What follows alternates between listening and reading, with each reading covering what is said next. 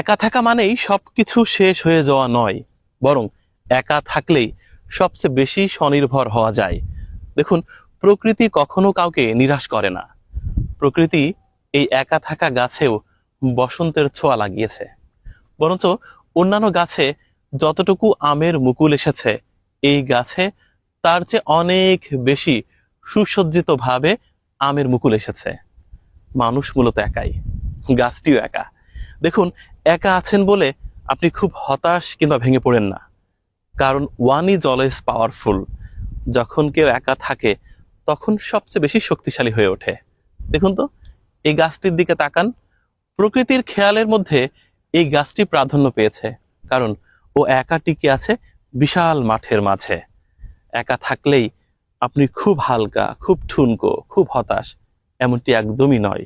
বরঞ্চ আপনি একা আছেন মানেই আপনি সত্যিকার অর্থে অনেক বেশি শক্তিশালী।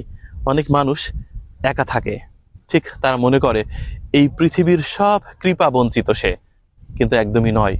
প্রকৃতির দৃষ্টির আড়ালে কেউই নয়, কারণ সকলেই প্রকৃতির সন্তান।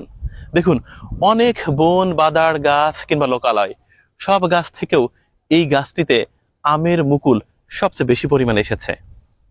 কি দারুণ লাগছে দেখুন, একেবারে অন্য রঙে রাঙিয়ে উঠেছে। অথচ দিগন্ত বিস্তৃত মাঠের মাঝে এই গাছটি একাই দাঁড়িয়ে আছে। একা থাকার শক্তি, সাহস কতটা অপ্রতিরোধ্য সেটি শুধুমাত্র এই গাছের বেলায় বোঝা যায়। এই গাছটির দিকে ভালো করে তাকালেই বুঝতে পারবেন এই গাছটি তার নিজের অস্তিত্ব নিজেই টিকিয়ে রেখেছে। এবং সে যে একা আছে মোটেই হতাশ নয়, আবার প্রকৃতি তাকে বঞ্চিত করছে এমনটিও নয়।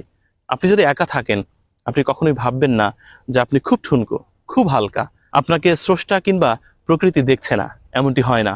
প্রকৃতির দৃষ্টিসীমার মধ্যে আপনিও রয়েছেন। দেখুন তো, এই গাছটিকে প্রকৃতি নিজ হাতে বসন্তের ছোঁয়া লাগিয়েছে। শীত চলে যায় যায় করছে, বসন্তের আগমনী গান বাতাসে কান পাতলেই শোনা যায়। বসন্তের আগে ভাগেই প্রকৃতি বেশ তাড়াহুড়ো করে এই গাছটিকে সাজিয়ে দিয়েছে, এবং এই গাছটি একা আছে।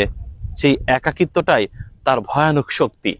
আপনি যদি খুব হতাশ হন, চারপাশে কেউ নেই, আপনি শুধু একা আছেন, তাহলে একাই আপনি অনেক বেশি শক্তিশালী।